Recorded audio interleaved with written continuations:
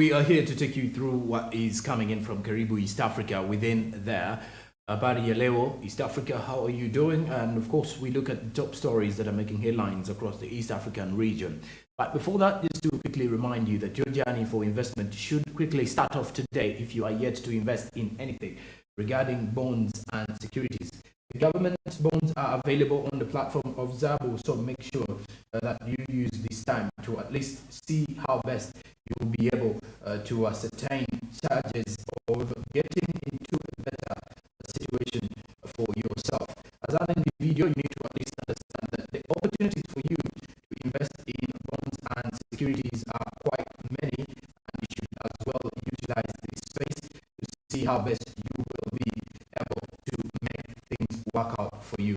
So as an individual today, Zabo gives you that opportunity. The markets will be opening at 8:15 a.m. and will only close at 3:15 p.m. East African Standard Time. The only time they're not open is during weekends and during public holidays. So think about it. Zabo platform by Altex East Africa reminds you to do something new. Altex East Africa reminds you to do something new, and the only good new thing you can do during this festive season is to invest in these bonds from the platform. Now, besides that, let's switch off to what is coming in from the Karibu East Africa. As we start with the European Union sanctions, which were lifted and now bring new hope for Burundi's economy. As businesses are picking up in Burundi following the recent lifting of economic sanctions imposed by the European Union. These include reopening of the currency exchange shops, which were closed at the height of the crisis in there. Now, the EU, alongside the United States, did impose sanctions against Burundi around 2015 to 2016 at the height of the political crisis within there. That followed the extension of tenure by ex-president Pierre Nkurunziza, having been in power for two 5-year terms since 2005. The sanctions brought the economy of the tiny country on its knees, forcing the government to tighten control of the forex. Now, Burundi, which is a partner state of the East African Community, imported goods and services worth $199.8 million from the bloc last year. And during the same period, it exported goods worth $15 million, according to the International Trade Center statistics. This fact-finding mission of the East African Business Council did say that this is a route for positive developments within the country of Burundi. So businesses are already picking up following the recent lifting of economic sanctions, which were imposed by the European Union. So as a part of state for the EAC, they did import goods and services worth $199.8 million from the bloc, that is within the bloc, importing goods from countries like Uganda, Rwanda, Kenya, and Tanzania for the people of Burundi. Those are the goods, that is how much of the goods that were imported to the country to Burundi.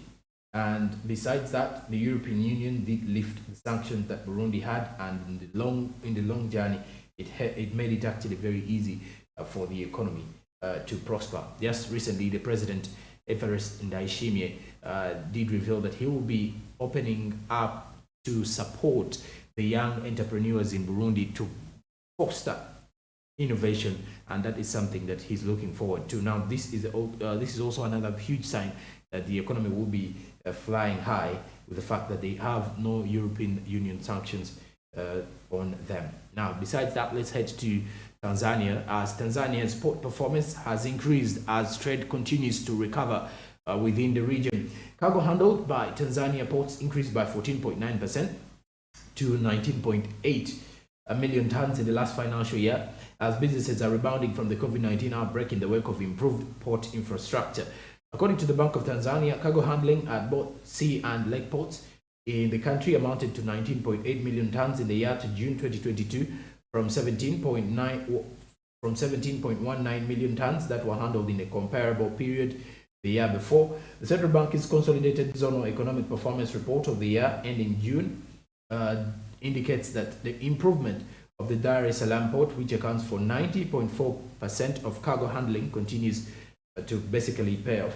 Now, during the year, the port handled 17.85 million tons, a 10.3% increase from 16.19 million tons that were handled in the 2021 financial year. The second highest cargo volume was handled at the Tanga port, which recorded an improvement of 16.9% to 942,000 tons from 806,100 tons in the previous year. Mtwara port recorded the highest improvement, with cargo volume more than doubled to 592,400 tons by year end in June 2022 from 177,400 tons in 2020 to 2021. According to the central bank, this was because of an increase in the shipment of cashew nuts and coal. Tanzania, which is home to hundreds of formal and informal ports in the Indian Ocean and lakes, but the Tanzanian Ports Authority only oversees about 90 of them, and there are over 600 unofficial ports that do operate. The East African nation, which sits on the Indian Ocean, serves the neighboring countries of Rwanda, Uganda, Burundi, the Democratic Republic of Congo, Zambia, and Malawi to casually export and import goods through the port of Dar es Salaam. So as you can see, this particular available provision is that the Tanzania Port Authority and the goods handled at the port of Dar es Salaam have increasingly grown, which is a huge sign for the people of Tanzania and especially for the region, and those inclusive of the countries like Uganda, which also get some of its goods from that same port, despite the fact that most of the goods are handled at the port of Mombasa. Lastly, from Karibu, East Africa, meanwhile, now we look at donors. According to a report that was released following the success of the August 9th elections in Kenya, donors wired 12 billion Kenyan shillings to IEBC for these general elections, which William Samoei Ruto emerged victorious. Donors and development partners wired more than 12 billion Kenyan shillings to the Independent Electoral and Boundaries Commission (IEBC) to support the August 9th general elections in Kenya. These funds, sent through the United Nations Development Program, went towards enabling voter education, security, and ICT support. And speaking during a stakeholders forum on August 9th post-election evaluation (PEE) in Nairobi yesterday, European Union donor group on elections co-chair Guy Harrison said that development partners supported the Independent Electoral and Boundaries Commission, the IEBC, with $100 million for the 2022 elections. The funding, as well as technical support, was towards voter education, security, and support in the area of technology to enhance fast results and also to see that voter safety is prevailing in regards to the kind of votes that were being guided throughout the entire voting process. Now, the funding as well as the technical support was towards voter education, like I said here, security, and support in the area of technology. The report also revealed that the largest investment went to voter education, which is said needed to be more sustained as well as expanded to at least reach out to everybody who was engaging in the elections in 2022. Just a quick reminder, these elections did take place, and the current president of Kenya, Samoei Ruto, Dr. William Samoei Ruto, emerged victorious, having defeated in a tight race, having defeated Baba, that is Raila Odinga, in a tight presidential race. And apparently Dr. William Ruto replaced the gentleman there, that is former president, His Excellency Uhuru Kenyatta. And that's it for Karibu East Africa. Now let's cross over to the SMB International News.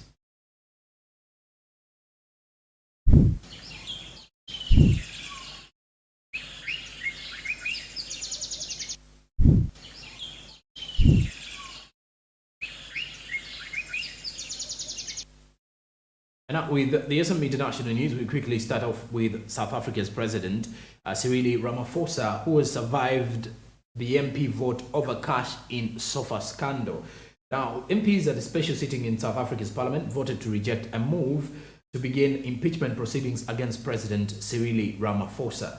The president was accused of covering up the theft of a large sum of foreign currency from his farm in 2020, some of which had been hidden in his sofa. Now, the debate before this particular vote focused on an independent report which concluded he may have violated the constitution with this same move.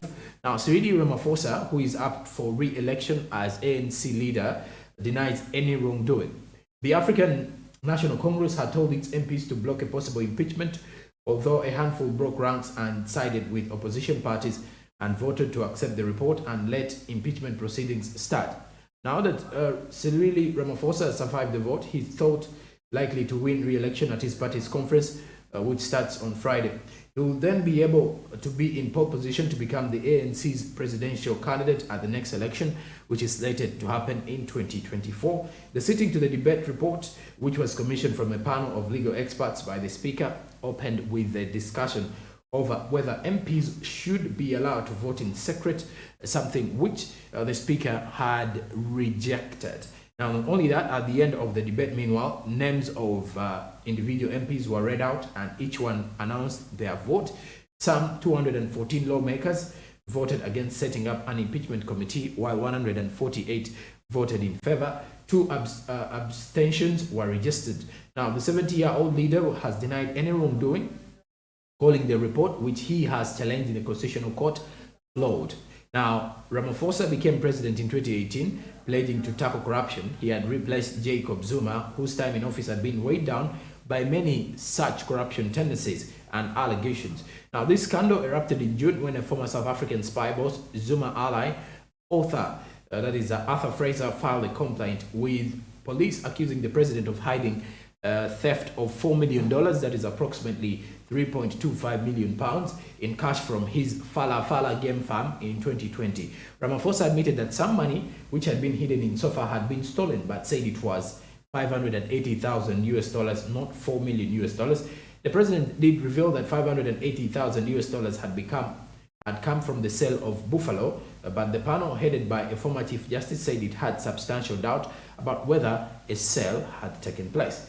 South Africa has strict rules on holding foreign currency, which say that it must be deposited with an authorized dealer, such as a bank, with 30 days. It appears as though the president may have broken those rules, according to the panel's released report. And that's really Ramaphosa in there surviving impeachment. That means he will have a chance to at least see himself on the ballot paper in 2024 if all goes well for him, and if at all he apparently wins the ANC leader race. Now, away from South Africa, we head to Sudan. Sudan has now signed a $6 billion UAE deal for a new Red Sea port. After signing this $6 billion agreement with a consortium that was led by the United Arab Emirates, AD Ports Group, and Invictus Investments to develop a new port and the economic zone in the Red Sea. Now, according to Sudanese Finance Minister Gibril Ibrahim, at the signing ceremony, said that this mammoth project, estimated to cost around $6 billion, will give a powerful boost to the national economy and bring countless benefits to the country as a whole. Besides that, the Abu Amama port, which will be built north of the port Sudan, a port through which almost all of the country's imports and South Sudanese oil exports pass, will include an industrial zone, an international airport, and an agricultural zone covering more than 400,000 acres, according to Ibrahim. Now, AD Ports Group is majority owned by ADQ and Abu Dhabi Sovereign Wealth Fund, while Invictus Investment is headed by Osama Dawood Abdelatif, head of the Dial Group, Sudanese largest conglomerate. Now, in the Emirates, the official WAM news agency reported that the agreement gave the consortium the right to develop, manage and operate port and economic zone assets in Sudan. The signing of the agreement came a week after Sudan's ruling military leadership signed a framework agreement with several civilian groups on December 5th that is supposed to pull the country out of the morass it has been in since the October 2021 pact led by the Army Chief Abdel Fattah al-Burhan. Calling Sudan a major trading partner of the UAE, WAM agency said Sudan's exports to the UAE amounted to $1.86 billion in 2020, while the UAE exported $1.14 billion worth of goods to Sudan in this same year, as you can see from that report. Now, lastly, from the international news, we head to the United States, as this time around, the United States seeks to re-establish trade political ties with Africa. This is with the ongoing US-Africa Summit in Washington, D.C. Africa is a new terrain of strategic confrontation between the United States, China, and Russia, as Washington is hosting the political and economic leaders from the African continent for 3 days in a summit with many facets, and where some countries are treated with particular attention. In an economic development, according to some of the keynote speakers, that in an economic development, we know that a lot is happening, a lot of ferment in the air in Angola, and we want to be part of that growth story. We want to attract private capital, including US capital, not just in the oil and gas sector, which is the traditional area in which there has been investment, but in telecommunications and manufacturing and pharmaceutical plus agriculture. And when you look at the Principal Deputy Assistant Secretary of the Bureau of African Affairs Department of State, that is Evan Masinga, they will as well look at peace and security, as they are privileged and very pleased to be partners with governments like Angola and the head of state of foreign minister, and helping bring peace on regional context, not only in Angola but also on the entire African continent. Now, the Secretary of State Anthony Blinken and the Secretary of Defense Lloyd Austin received on Tuesday the Angolan president, who reminded the U.S. administration on the ongoing change in Angola's foreign policy. Washington does intend with this summit to regain the confidence of African leaders, as President Biden's administration has mentioned that there is likely to be a potential financial envelope of $55 billion to invest in the continent over the next 3 years. And so when you look at that, it's something that most of the African presidents do intend with this particular summit to see and lobby for some of their African countries, with the fact that there are huge discussions that are ongoing in there. And most of these ones do believe that it will be very fundamental for the growth of the African continent. Well, it does look like it's becoming a battlefield for the economic superpowers such as Russia, China, and the United States. But everyone who gets the chance to help out the African leaders does it without any setback whatsoever. So most of them are looking at how they will be helping the African continent, the African leaders, and especially on matters regarding peace, stability, as well as matters to do with more of trade and economic stability and strengthening the economies of Africa. But also, if we are to focus more on how to look at the developments coming in from the African perspective, you get to realize that this 55 billion from the United States, that is the Joe Biden administration, is highly expected to help out on various sectors, especially when you look at the world of innovation. Is something that most of the African countries are focusing on, empowering the young people, and as well saying that the youth, especially those in the world of entrepreneurship, will definitely be getting some starting capital, getting capital that will at least help them out throughout some of these hardships that they will be facing in one way or the other. So that is according to the Joe Biden administration. The envelope, this particular envelope, is what 55 billion US dollars, and is expected to help out these particular presidents to invest in the continent and also invest in their countries over the next few years to come. And so surely entirely that is what is coming in from the SMB International News this morning. Now, a quick one also, for more of the updates, you can follow us on our website www.smart24.tv for more, and also do be sure to follow us on our social media platforms that include Facebook, Smart24 TV Official, Instagram, Smart24_TV, and Twitter, Smart24 TV as well. And you can as well link with us on LinkedIn too, so that we can discuss more of the business in that space. But also to quickly remind you of how important it is to grow your business here and there. Think about investing as an individual, not only for your business, but with Zabo. Is a platform that will definitely see you have your money growing bigger every other day. *292# is the USSD code for the MTN subscribers. Well, you will be welcomed to Zabo's platform, and then you quickly start off your investment journey. But first, if you have no account with Zabo, you will have to open up one with the national identification number, and then in the next 24 hours you'll be ready to invest in bonds and securities. Zabo is a platform by Otex East Africa which tells you to do something new. Markets on the platform open at 8:15 a.m. and close at 3:15 p.m. East African Standard Time. But you should as well note that these markets are closed during weekends and during public holidays, but the other days they are still open and quick for you to at least get something new on a day like this one. As we continue to give you more of the updates coming in this morning. After the break, I will be returning to give you more of what's happening on the timeline, on social media, as well as more updates. And of course, we shall be having more in that same hour. We have the sports business and entertainment business coming your way. Good morning.